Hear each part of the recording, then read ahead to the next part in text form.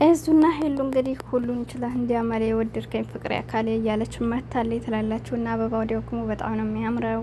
ለምንድን ነው እንደዚህ ዛሬ አበባ ሊሰጣት የቻለው? ከትናንት ወዲያ እንግዲህ ሁላችሁ ማየታችኋል። በውሃ አርሷት ነበርና ያው ብዙ ተመልካች ስቋል፣ ተደስቷል። ነገር ግን በትንሽም ብትሆኑ ሄሉ ውሃ እንደማትወድ ስለምታውቁ የጻፈጻፋችሁ ኮመንት እሱንም ይቅርታ ጠይቄያለሁኝ ብሏል።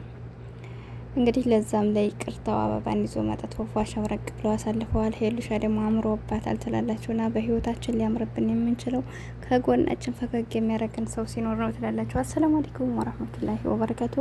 ውድና የተከበራችሁ የህይወት ተከታታዮች እንዴት ናችሁልኝ? ደህና ናችሁ ወይ? ስራ ጤና እንዴት ነው? በያላችሁበት ሰላማችሁ ብዝት ይበልልኝ። አላህ በተጨነቃችሁበት ነገር ይፈርጃችሁ። ዱዓ ጸሎት አድርጉ ለሀገራችንም ለራሳችንም። ወዳችኋለሁ፣ አከብራችኋለሁ ውድ ተመልካቾች ማለት ነው። ቪዲዮውን ስትጀምሩ ላይክ እያደረጋችሁ ሰብስክራይብ እያደረጋችሁ አበረታቱኝ እና ማለት ነው። እና ሄሉና የዙ የምራምሮባቸዋል ፈገግታቸው ምናምን ሁኔታቸው በጣም ነው ደስ የሚለው። እይታቸው ራሱ ማሻአላ በጣም አሪፍ ነው። የዙ አዲስ እንደመሆኑ አይደለም። እና ሲቀጥል ደግሞ የዙ ለምንድን ነው በራስ ቻናል የማትመጣው እያላችሁ የጠይቃችሁ ነበር ብሏል። አንድ ቪዲዮ ለቆ ከዛ ወዲህ አልመጣም።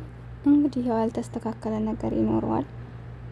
እሱም እንዲያለው ያልተስተካከለ ነገር ስላለ ነው በሷ የምንመጣው እያለ ነው። ዞሮ በሷ ቻናልም ቢመጡ አብረው ስለሚሰሩ እነሱ ያውቃሉ። ግን ደግሞ በራሱ ቻናል እንዲያርግለት ግን እውነት ለመናገር ሰው የዙ ካሁን በፊት በሌላ ነገሮችም ስለሚሰራ ታዋቂም ስለሆነ በአንድ ቀን ነው 10K ያስገቡትና መሻለ በጣም ደስ ይላል።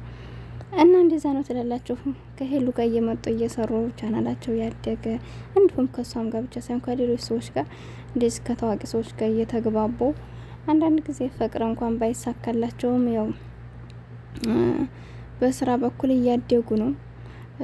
ኢትዮጵያ ላይ እንግዲህ ታውቃላችሁ ስራ የለም። ሰው ተምሮ ራሱ ቁጭ የሚልበት አጋጣሚ ስለሆነ ብዙ ሰዎች አእምሯቸው ቴንሽን እየሆነ ይገኛልና ይሄ ዩቲዩብ ደግሞ እንግዲህ ለሰራበት ደህና ነገር ላስተላለፈበት በርግጥ አሪፍ ነው እና ብትማሩም ባትማሩም ቻናል እንትን ካላችሁ ዲፍረት ካላችሁ ዩቲዩብ ቻናል ለሁሉም ሰው የተማረ ያልተማረ አይልም። ማንኛውም ሰው ሰርቶ የሚያድረው ነው። የተማረ የሚለው ነገር ምናልባት ለማስተካከል አንዳንድ ነገሮችን ለማወቅ ይሆናል። ግን አሁን ታይም ገንዘብ ካለ ሰው ጋር መግባባት ካለ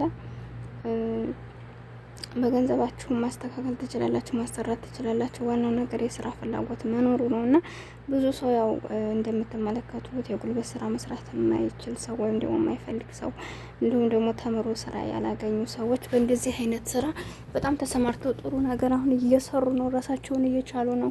ከልመና ከጎዳና ተዳዳሪነት እየወጡ ትላላችሁ። ምክንያቱም የሰው ላይ ካልሰራ ልመና ከመውደቅ ወደ ኋላ የለም። እንዳልኳችሁ የሰው ልጅ ሲታመም ወይም ደግሞ የሆነ ነገር ሲያገኘው ብቻ አይደለም ጎዳና የሚወጣው፣ ግን ደግሞ አለመስራት በራሱ ስንፍና በራሱ ጎዳና እንድትወጡ ያደርጋችኋልና ይሄ ደግሞ ያው በጉልበት የሚሰራ ነገር አይደለም።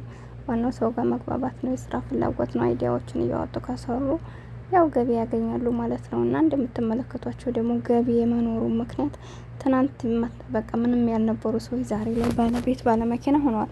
ዩቲዩበሮችን እዩዋቸው ሁላቸውም በቃ ትናንት ከቆሙበት ቦታ ሳይሆን አሁን ጥሩ ላይ ናቸውና እና በዛ ላይ ደግሞ ያው ቅድሚያ ከፍተው ሌሎችንም በጎናቸው እያደረጉ የሚያሳድጉትን አይነት ሰዎችም ደግሞ ሳንደንቅፋ እናልፈም እና በሄሉ ምክንያት ራሱ ቢሰሩበት አሁን ለምሳሌ እሷ ጋር ቢኒ አሁን ራሱ ቻናል አልነበረውም። ከሷ ጋር መጥቶ እንደዛ እንትን አለ። ከዛ እህቱም ሌሎችም እንደዚሁ እና ማርክ እንኳን ድሮም ናቸውና ኤሪክም ቢሆን አብረው ብቻ ከቀጠሉበት ያኔ መሻላ በእንትና ማና ደግሞ 40 ምንጭ ሄሉ ራሱ እሷ ራሱ አሁን ስንት ሰው ከሷ ጋር እየመጡ ይሰራሉ። እሷ ጋር እየተገናኙ በጣም ብዙ ነገር አልኳቸው እና ያው ጠንክሮ ከሰራበት ሰው ይቀየራል እላችኋለሁ።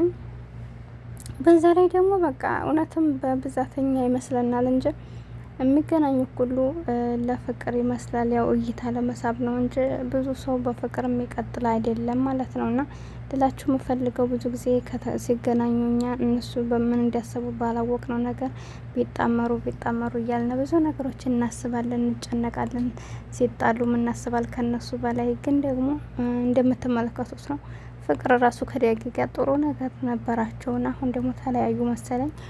እና እንደዛ ስለሆነ እንግዲህ ማንኛውም ሰው እኛ ከባለቤቶቹ በልጠን ወንጀለኛ እንዳንሆን ምንም ያርጉ መጥፎ ቃላቶችን አትጻፉ እንዳልኳቸው። እነሱም እንግዲህ ህይወታቸው የነሱ ስለሆነ የሚጠቅማቸውን የሚጎዳቸውን ያውቃሉ።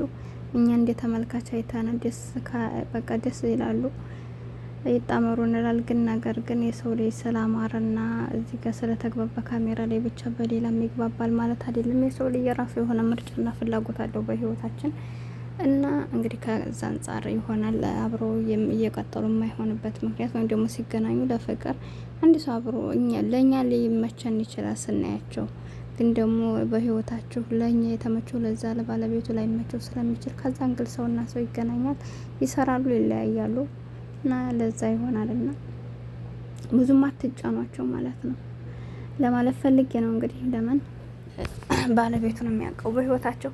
ለማንኛውም እንግዲህ ብር ያላችሁ ሰው ወርቅ እየገዛችሁ ትላላችሁ። ወርቅ እየገዛችሁ ወርቅ የምትገዙ ከሆነ ይጠቅማችኋል። አገር ቤት ብትገቡ ቢቸግራችሁ ሽጣችሁ የሆነ ነገር ታደርጋላችሁ። እዚህ ሀገርም ላይ ብትሆኑ ደግሞ የሆነ ብዙ ነገር አለ። በስደት ላይ ስትኖሩ መታመም ሊመጣ ይችላል፣ መያዝ ይመጣል። ብቻ በብዙ ነገሮች እና ቢቸግራችሁ ወይ ደግሞ የሆነ ነገር ገዝታችሁ ቢጎልባችሁ ወርቅ ካላችሁ የሰው ፊት አይገርፋችሁም። በአሁኑ ሰዓት ብር አበድሩ ብትሉት ማንም ሰው አይሰጥም፣ አይፈረድበትም።